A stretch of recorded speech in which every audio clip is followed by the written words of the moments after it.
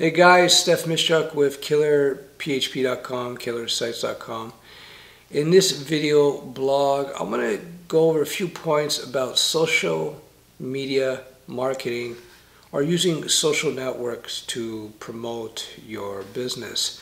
This avenue of advertisement is becoming very popular these days, and in fact there are many companies out there that are offering social marketing services, and I am not a thorough expert in it. I have to do my research a bit more, but I do have a bit of experience with my own websites, with Killer Sites and Killer PHP and so forth, and I can at least give you some real world advice from what I've seen in terms of results. So I got a bunch of points here listed on a notepad in front of me, and yeah, I use a notepad sometimes. I prefer writing.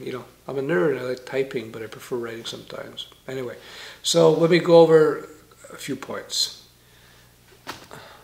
So we've discussed what social media marketing is, using various social networks to promote a product or your site or your services, whatnot.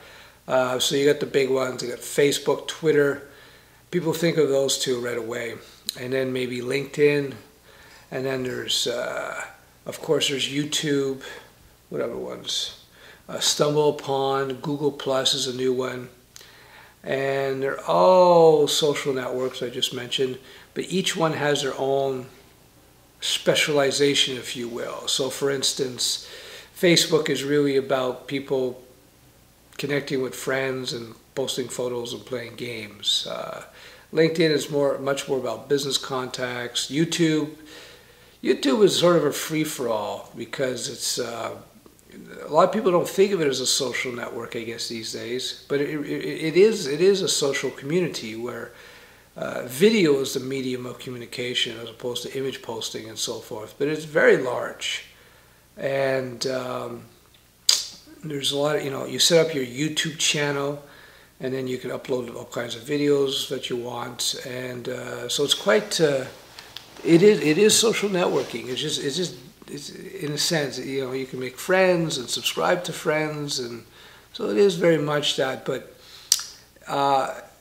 YouTube is a different beast from the others, because in YouTube you have to have something to talk about or something to present typically. So which social network is best for your business? It really depends on the type of business that you're running. So for instance, with my example, I use YouTube a lot because we produce and sell web training videos, so it's just a natural fit. And our YouTube channel is, although it's a relatively small audience given what our websites do in traffic, but we do get 50-odd thousand or so new views a month, so that's pretty good exposure that wouldn't be there otherwise. And we just show our stuff.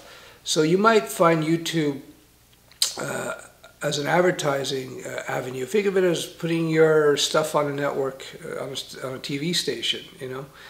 If your stuff is good, your presentations are good, people will talk about it, and it could go viral.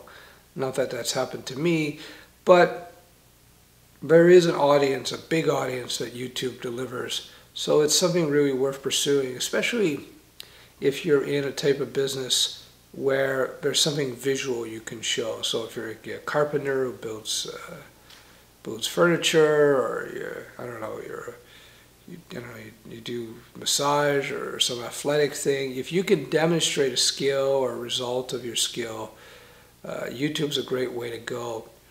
And even if you're selling even technical services, YouTube be a way to go.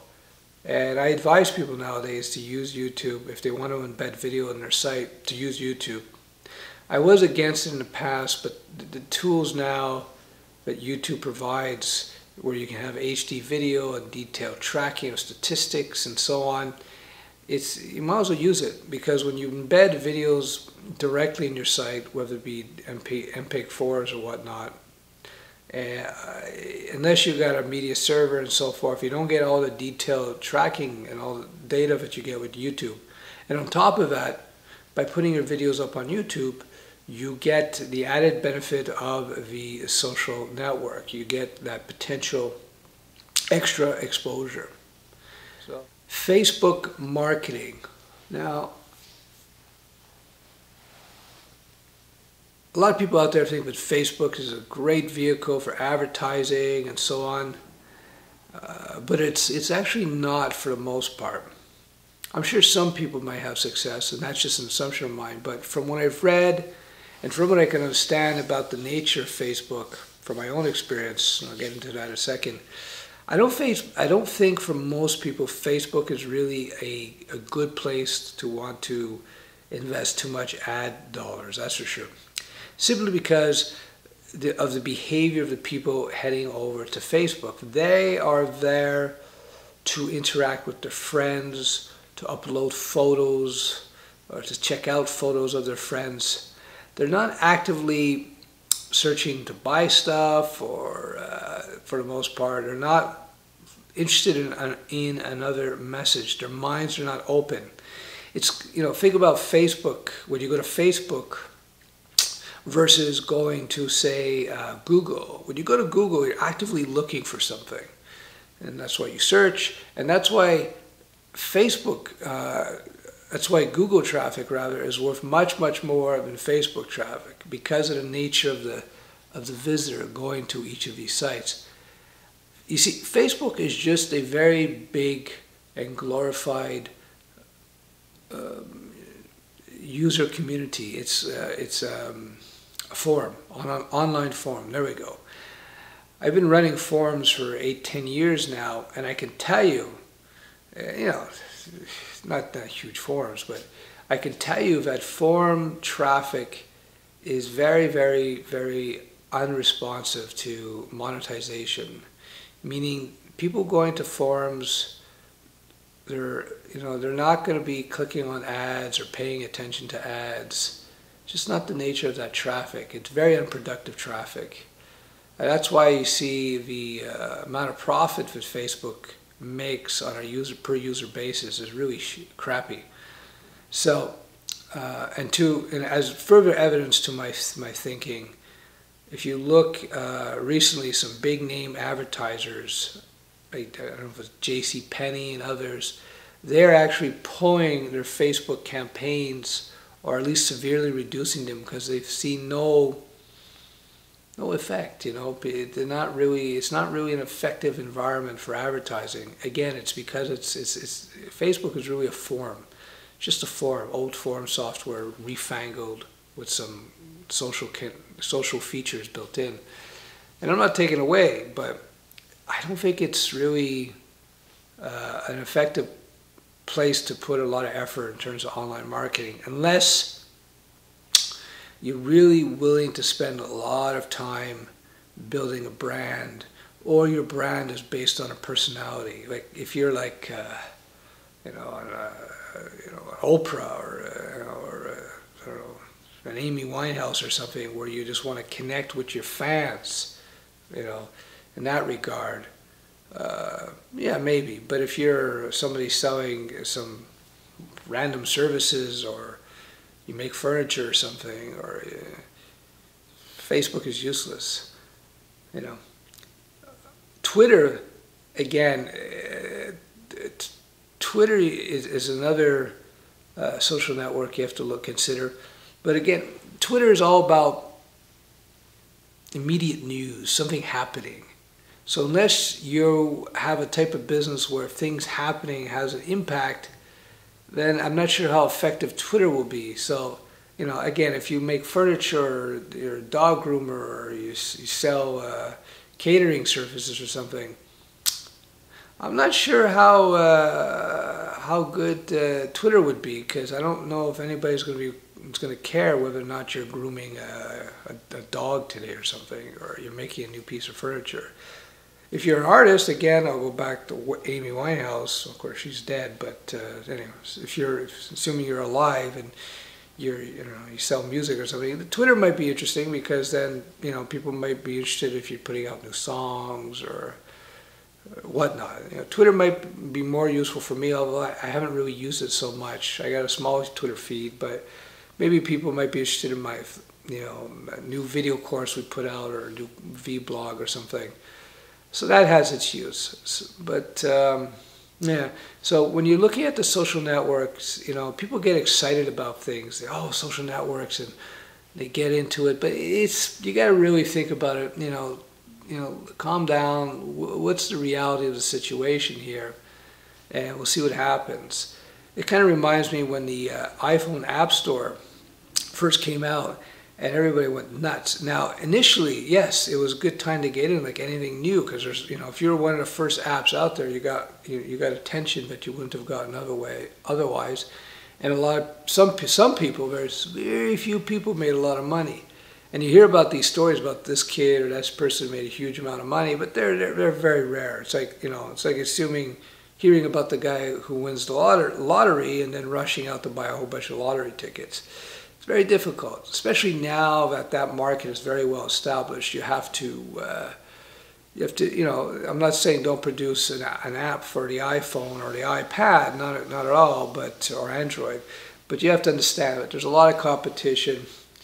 And, I haven't looked at the data, but I would imagine there's really no advantage to putting an application or service on the App Store or the Android marketplace versus just putting it on the web itself, directly. So I would say do all three if it makes sense, but don't think it's something special or some huge opportunity.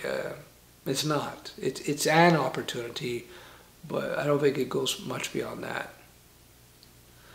What's really cool is because the social networks are, they recognize their importance, what you can do now is you can actually bind accounts from one social network to the next. So for instance, I've bound my YouTube channel to my Facebook and my Twitter feeds. So whenever I post a video on YouTube, YouTube automatically posts it to Facebook. And I think it posts it to Twitter. I'm not sure. Sometimes it doesn't seem to fire off, but anyway. So you can look at that, when you're sort of planning your social media marketing efforts. You could look at, okay, what will be the primary social network that I'm going to use to launch my campaign? And for me, it's YouTube. And then from YouTube, I let YouTube broadcast out to the other two. I don't use LinkedIn. Maybe I should, but I don't at this time. And so that's one thing to consider, how you can use the tools within the social networks to connect to other ones. So I'll leave you to look into that depending on the type of business you have. Again, it depends. Your type of business will dictate whether you should use Facebook, although, as I said, I think Facebook is the least effective. YouTube, Twitter, or Google+, etc. Just consider that. Saves you some time. The last point I want to cover is the frequency of post on your social networks. I think it's pretty much the same as posting on your blog or updating the site, your own website. I think you should have a steady, regular flow of data, if it makes sense. One point I want to stress is that you should not put out filler information. That's the first mistake people make. They say, "Oh, you got to put out content. You got to put out content." If the content is no good, if it's boring, or if it's just filler, then you're not only wasting your time, you probably are hurting yourself, because information scarcity is not the problem today. And what I mean to say is that there's plenty of information out there. There's unlimited content out there. And your job as a marketer of your services or products or whatnot is to be a filter for content. Your job is to make it easier for people to find what they want to find within your field, of course. So you don't want to give them a bunch of garbage. You want to give them quality. Less is best. Go for quality. And that said, you should try to be regular in your postings. What's regular? Well, it depends on the type of business that you have. And I admit for myself, I'm not as regular as I should be, although I'm trying to step that up now. I would say, for me, I'll just use myself as an example. For me, 2, 3 times a week, maybe 4 times a week. Sometimes I do more, sometimes I do less. Just so that the audience knows that, okay, they're going to get new content from you that's interesting. And so you keep them around, you keep them interested. That's pretty much it. That's my advice. Beyond that, try to be honest. No, don't try. Be honest. Be honest, straightforward about what you do.